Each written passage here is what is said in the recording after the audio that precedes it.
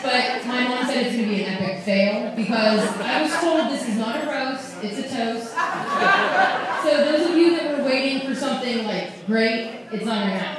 Yeah, sorry. No, I'm joking. Anyway, I'm going to start off. I have a time limit. I had like a disclosure at the beginning of this, but it obviously isn't going to have a time limit, so we're going to get to it.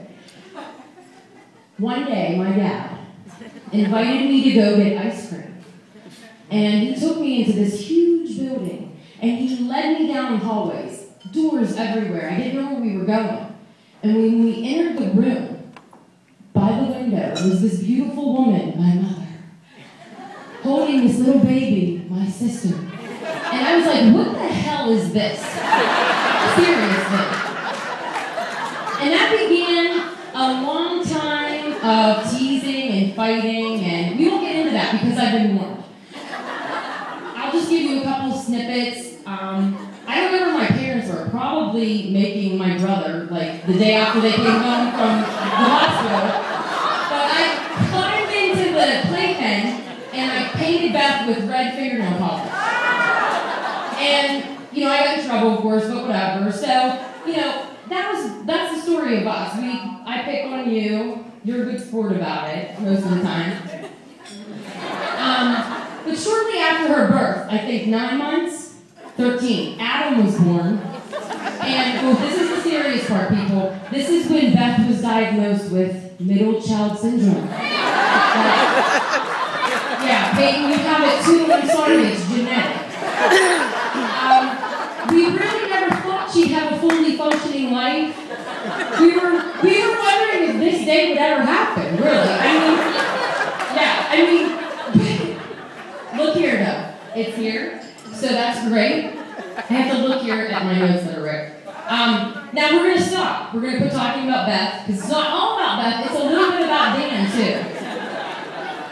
Now, I know Dan. What's nice about me and Dan is I've known Dan for a long time, 20 years. We used to run the tracks together down in Isabella. Drinking Scope, smoking pretzel rods. We used to get meowed at by Softy every time we walked past his house. Yeah.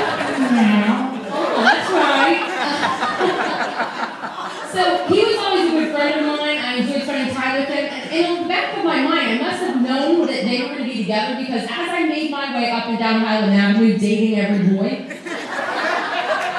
I didn't date Dan. I just didn't. And it wasn't because, you know, you're a very attractive, good-looking guy there, but I kind of knew back in the back of my brain that this was going to happen. I didn't want to ruin that. So, you know, or maybe it don't have anything to do with me. I don't know. So anyway, we're going to get to, let's see, I'm sorry, I have to look here. Okay, Beth has that disease. Anyway, I don't know, some of you might not know Dan, but he was employed twice. He fought for our country, so I think we need to give him a round of applause.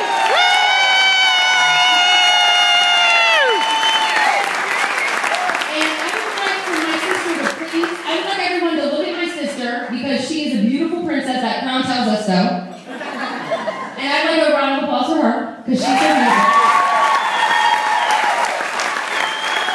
And on behalf of my family, my mom, my dad, everybody in our family, my brother, kids, everybody, we would like to welcome the Dunmores into our family.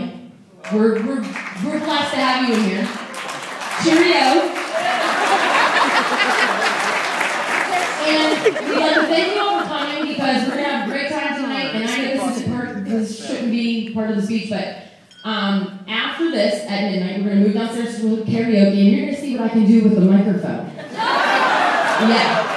Now, I want to tell you up there, can I get a hell yeah from the balcony? All right.